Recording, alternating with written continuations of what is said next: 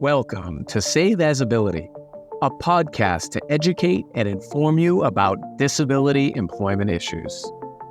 My name is David D'Arcangelo, and I'm your disability policy expert. Hey everybody, welcome back for another episode of Save As Ability. It's David D'Arcangelo, another episode here. And if you could help us continue to grow by liking, subscribing, sharing, commenting, all of that really does help us keep great content flowing for you. So today I wanted to do a little bit of a recap here because we reference data so much here. We rely on data so much here that I wanted to be sure we're giving proper credit with one of the primary sources that I use the most.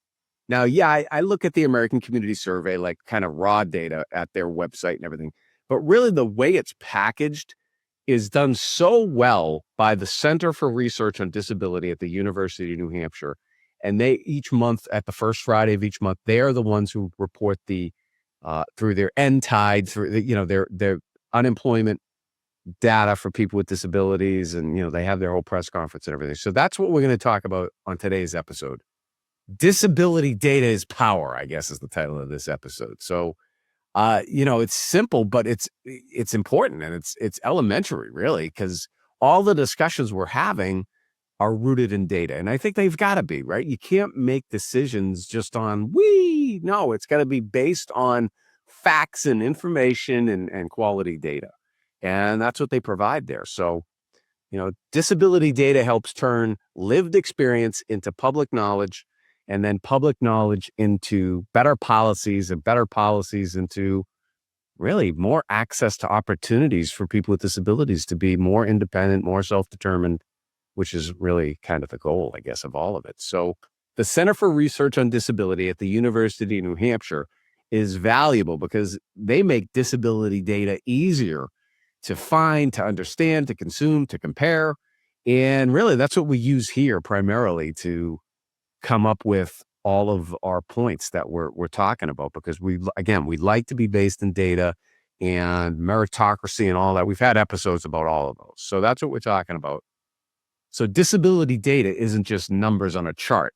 Disability data tells us who is being counted, who is being missed, where opportunity exists, where public policies can be improved or changed or, refined or whatever. So public policies agendas must be grounded in data, not assumptions. That's our point here at Save Visibility. You can't just be making stuff up. So let's use some examples. Data makes disability visible.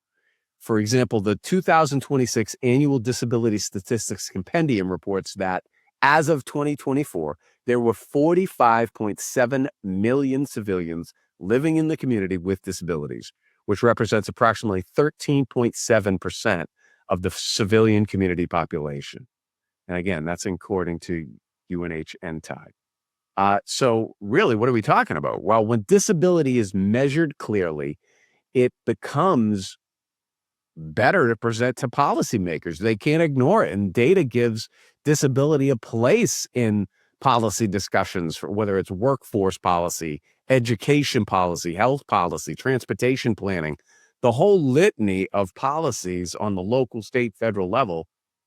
When you can come with a data-driven set of talking points and facts, then your elected leaders, then the institutional and the career people behind the scenes in the administrations, then they really put credence in that. And those are things you can execute policy on and really make good on that. So, one thing they're good at, and the Disability Statistics Compendium is good at, is not treating disability monolithically.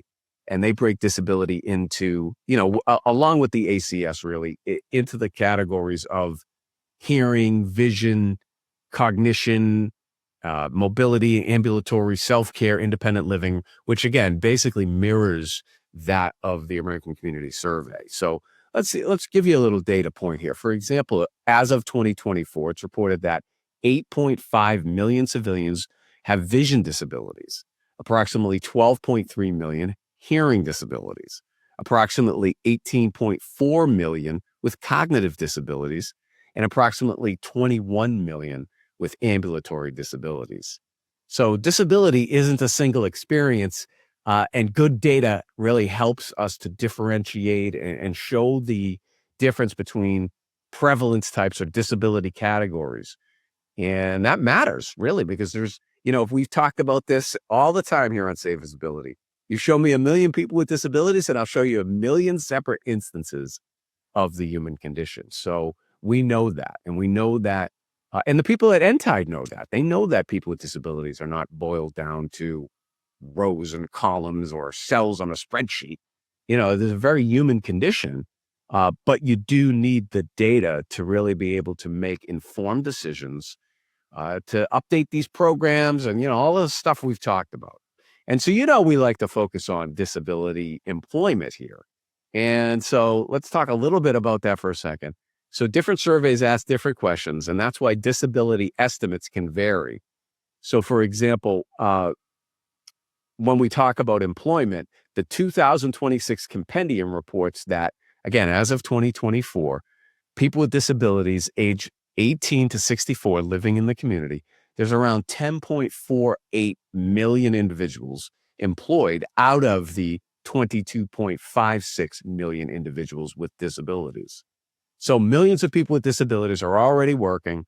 The next step, as you know, is to focus on access to opportunity and get as many of them, number one, into the labor force. And then once they're into the labor force, number two, employed, right?